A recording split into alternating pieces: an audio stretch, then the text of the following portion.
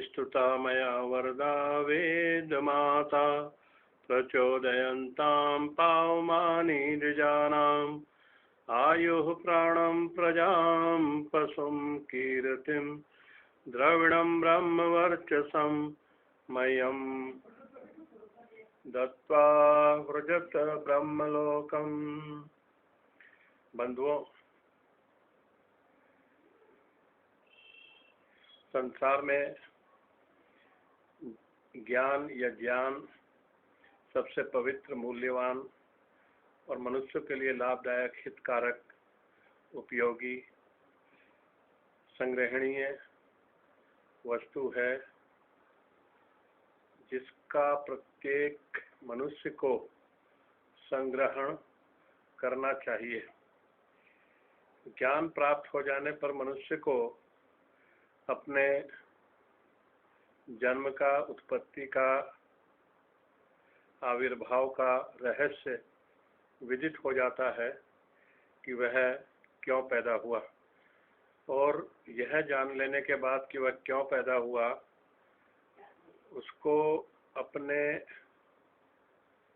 शरीर के द्वारा जो धर्म कर्म करने हैं, परोपकार के कार्य करने हैं, वेद विहित कर्मों को करना है, जिससे उसको इस जीवन में सुख, समृद्धि, शांति, कल्याण आदि की प्राप्ति होगी, और मरने के बाद उसको मृत्यु रूपी दुख से हमेशा हमेशा के लिए, या कहिए बहुत लंबी अवधि के लिए, जो मोक्ष की अवधि 31 मील 10 खरब वर्षों के बराबर है, उतनी अवधि के लिए उसको मृत्यु रूपी दुख से मुक्ति मिल जाएगी। तो बंधुओं, यहाँ ज्ञान के द्वारा ये सब चीजें जानी जाती है। जानने के बाद मनुष्य का जीवन एक सही दिशा में, जो वास्तव में उसको जन्म देने वाले परमपिता परमात्मा, जो इस सारे ब्रह्मांड में सर्वत्र विद्यमान है, व्यापक है,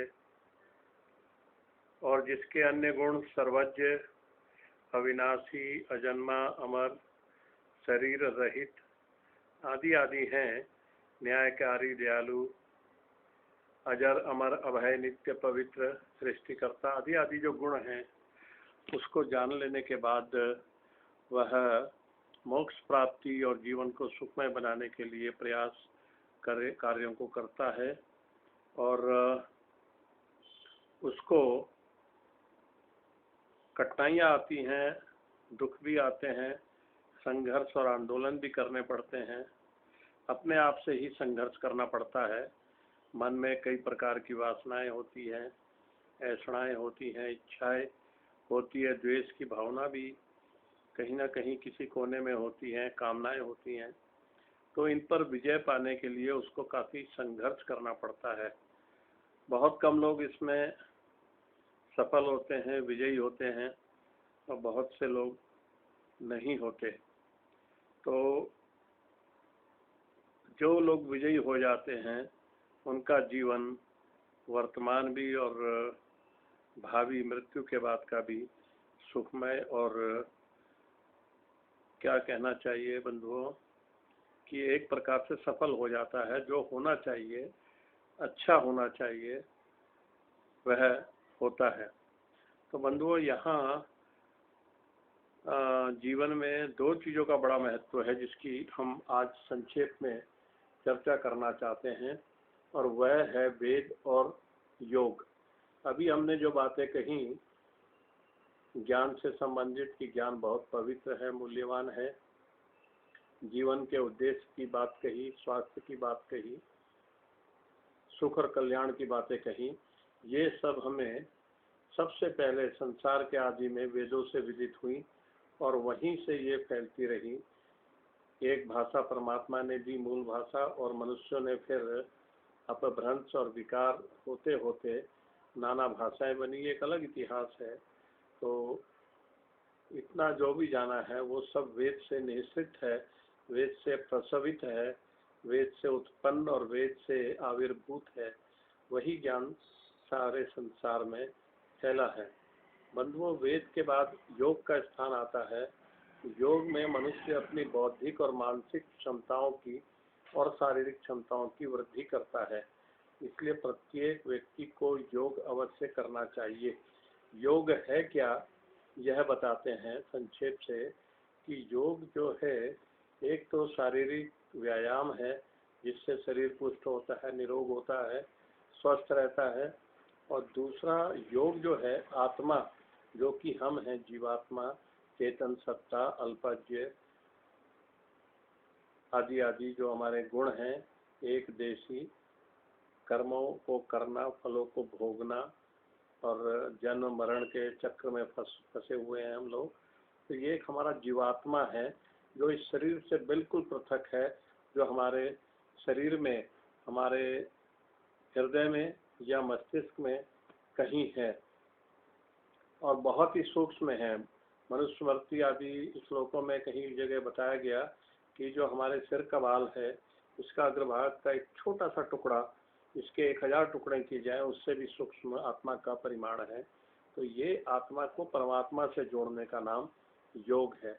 आत्मा को परमात्मा से कैसे जोड़ते हैं कि हम परमात्मा के गुणों को जानकर, जो वेदों में वर्णित है कि ईश्वर सर्वव्यापक, निराकार, सर्वशक्तिमान, सर्वज्ञ, न्यायकारी, दयालु, अजन्मा, सत्य, चित्तानंद, इसका जो है बार बार ध्यान चिंतन करते हैं और इसमें अपने आप को स्थिर करते हैं। आत्मा को मन में अन्य विचारों को रोक देते हैं, उनको नहीं आने देते।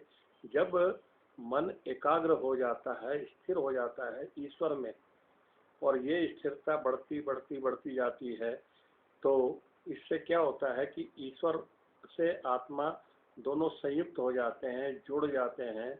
ईश्वर के गुण, जिस प्रकार अग्नि के समीप एक शीत से आतुर व्यक्ति जाता है तो उसका शीत निवृत्त हो जाता है, इसी प्रकार जैसे ही एक आदमी स्नान करने के बाद ठंडे जल से वो धूप में चला जाए, जब गर्मियों के दिन है तो उसको पसीना आने लगता है, इसी प्रकार जब जीवात्मा ईश्वर का चिंतन करता है, ईश्वर के नजदीक जाता है, तो उसमें ईश्वर के ध्यान में जब स्थिरता, निरंतरता आ जाती है, तो क्या होता है कि ईश्वर के जो गुण हैं, सर्वज्ञता है, निराकारता है, दयालुता है, ज्ञान है, वह सब निश्रित होकर, जैसे शहद के छत्ते से शहद चूता है या वर्षा ऊपर आसमान से जमीन पर गिरती है, इसी प्रकार से ईश्वर के जो गुण हैं वो आत्मा में प्रसवित होते हैं, प्रवाहित होते हैं, और हमारे आत्मा के दुर्गुण, दुर्व्यसन आदि आदि बुराइयां सब दूर हो जाती हैं। और उस निरंतरता, ईश्वर के ध्यान की निरंतरता से ईश्वर का जो वास्तविक स्वरूप है, उसका प्रकाश स्वरूप, ज्ञान स्वरूप, जो उसका तेजोमय स्वरूप है, उसका आत्मा को साक्षात्कार होता है। उस साक्षात्कार को करके जीवात्मा की सारी भ्रांतियां दूर हो जाती हैं, सारा ज्ञान नष्ट हो जाता है, और उसके जो मन में विकार हैं, वासनाएं हैं, वह भी सब जैसे अग्नि में जलकर घास और इस तरह की सूखी लकड़ियां नष्ट हो जाती हैं, जल जाती है, ऐसी ही हमारी कुवासनाएं और अज्ञानता, जो भी हमारी संकीर्णता और भी जो बुराइयां हमारे हृदय में हैं, वह सब मन में है, बुद्धि में है, हृदय में है, सब दूर हो जाती हैं। तो ऐसा करने से यह योग कहलाता है, आत्मा को परमात्मा से मिलाना और शरीर को स्वस्थ रखना आसन प्राणायाम के द्वारा, तो यह योग है। बंधु, हमने वेद के बारे में बताया, वेद के बारे में इतना और जान लीजिए कि वेद ईश्वर की सब सत्य विद्याओं का जो है एक कोश है, ज्ञान है, संग्रह है, मंत्रों के रूप में, 4 वेदों के रूप में। इसको सृष्टि के आरंभ में परमपिता परमात्मा ने, जो सृष्टि करता है, इस सृष्टि को बनाया, तो उसने 4 पहले ऋषि बनाए, उत्पन्न किया। जैसे मनुष्य का जन्म होता है, पृथ्वी माता के गर्भ से मैथुनी सृष्टि में उनको जन्म दिया, और वह उनको जब जन्म हो गया तो एक एक वेदों का ज्ञान दिया, भाषा सहित, शब्द अर्थ सहित, तो वह 4 वेदों के ज्ञानी हो गए। वह ज्ञान ऐसा था कि ऐसा है जिसको हमने भी पढ़ा, हमारे पास चारों वेद हैं, अनेक भाष्यकारों के हैं, ऋषि दयानंद जी महाराज ने जितना किया वह भी है, उसको भी हम पढ़ते रहते हैं, उनके अन्य ग्रंथों को भी पढ़ा है, वेदों को जाना और समझा है। और हम इस निष्कर्ष पर पहुंचे हैं विचार, चिंतन, ध्यान और विवेचन के आधार पर, ऊहापोह के आधार पर, कि वेद वस्तुतः ईश्वर का ज्ञान है, जो ईश्वर ने सृष्टि के आदि में अग्नि, वायु, आदित्य, अंगिरा को दिया था। परमात्मा ने सृष्टि के आदि में बहुत बड़ी संख्या में स्त्री और पुरुषों को जन्म दिया था। उनमें से एक ब्रह्मा जी थे, जो कि पूर्व जन्म जिनका बहुत ही अच्छा था, पवित्र कर्म थे पूर्व कल्पों में, और जो बहुत ही योग्य थे, जिनकी आत्मा बहुत ही पवित्र थी, हृदय पवित्र था, उनको इन चार ऋषियों ने ईश्वर की प्रेरणा से एक एक करके चारों वेदों का ज्ञान दिया। और फिर इन लोगों ने सृष्टि के शेष लोगों को वेदों का अध्ययन कराया, पढ़ाया, और इस प्रकार वेद इस सृष्टि में, इस ब्रह्मांड में तो नहीं कहना चाहिए, इस पूरी भूमि पर जितने भी स्त्री पुरुष थे, मनुष्य आदि प्राणी थे, सबको वेदों का ज्ञान विदित जहाँ तक संभवता कराया। और बहुत से लोगों को वेदों का ज्ञान हो गया, वो दूसरों को पढ़ाते थे और अध्ययन अध्यापन की परंपरा चली। तो वेद एक ऐसा ज्ञान है जिससे सत्य को जाना जा सकता है, ईश्वर को जाना जा सकता है, आत्मा को जाना जा सकता है, इस सृष्टि के जाना जा सकता है। और वेदों में एक घास फूस से लेकर, तृण से लेकर, तिनके से लेकर परमात्मा तक का ज्ञान है। जो वेदों का ज्ञान को जान लेता है, ज्ञान को प्राप्त कर लेता है, वह सृष्टि में सभी वैज्ञानिक कार्यों को संपादित कर लेता है, कर सकता है, अगर वो उसका सदुपयोग करे। हमारे देश के पंडित वर्ग ने वेदों के ज्ञान को ठीक से नहीं समझा, प्राप्त नहीं किया, अवहेलना की, उपेक्षा की, आलस्य प्रमाद किया, इसलिए वह कृत कार्य नहीं हो सके, सफल नहीं हो सके। और हमारे विदेशी भाइयों ने, यूरोप के भाइयों ने, मित्रों ने, लोगों ने, पूर्वजों ने उस ज्ञान को, प्रकृति को देखकर उसका अध्ययन किया, और अध्ययन कर करके स्नेह स्नेह धीरे धीरे ज्ञान, चिंतन, मनन, स्वाध्याय, अध्ययन अध्यापन के द्वारा उस ज्ञान को बढ़ाया। और आज हम देख रहे हैं कि उनके प्रयासों से, उनके पुरुषार्थ से विज्ञान बहुत उच्च स्थिति में पहुंच गया है। और उस विज्ञान के फलस्वरूप आज हमारे पास अच्छे भवन है, निवास है, कार बंगला है, रेल है, हवाई जहाज है, और नाना उपयोग की वस्तुएं हैं। इसी प्रकार से कंप्यूटर हैं, मोबाइल्स हैं, ट्रांजिस्टर्स, रेडियो हैं, टीवीज हैं, दुनिया भर की इलेक्ट्रॉनिक आइटम्स बना ली गई। तो ये सब विज्ञान के चमत्कार हैं।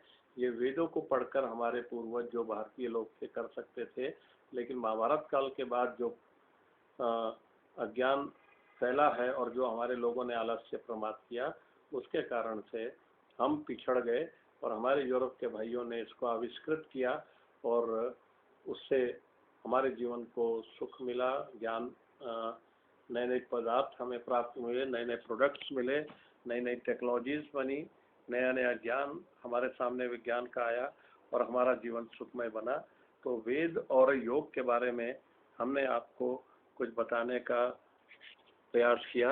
हम उम्मीद करते हैं, आशा करते हैं कि आप लोग इसका, वेदों का अध्ययन करेंगे, वैदिक साहित्य का अध्ययन करेंगे, ऋषि दयानंद के सत्यार्थ प्रकाश, ऋग्वेद आदि भाष्य भूमिका, आर्याविनय, संस्कार विधि आदि आदि ग्रंथों का, और मुख्य रूप से व्यवहार भानु, गोकरुणा निधि आदि का भी अध्ययन, भ्रांति निवारण आदि का अध्ययन करके अपने ज्ञान को बढ़ाएंगे। मनुस्मृति पढ़ेंगे, उपनिषद पढ़ेंगे, दर्शन पढ़ेंगे, तो आपको उपनिषद आदि पढ़कर बहुत लाभ होगा, ये हम आपको प्रेरणा करते हैं। और अंत में अपना नाम पता आपको बताना चाहते हैं। मनमोहन कुमार आर्य यह नाम है, और देहरादून के चुक्खू वाला एक मोहल्ले में 196 निवास का संख्या है। यहाँ हम रहते हैं उत्तराखंड में। अगर आपको कोई शंका करनी है तो आप हमें ईमेल पर अपनी शंकाएं भेज सकते हैं। मनमोहन आर्य, यह हमारा ईमेल आईडी है।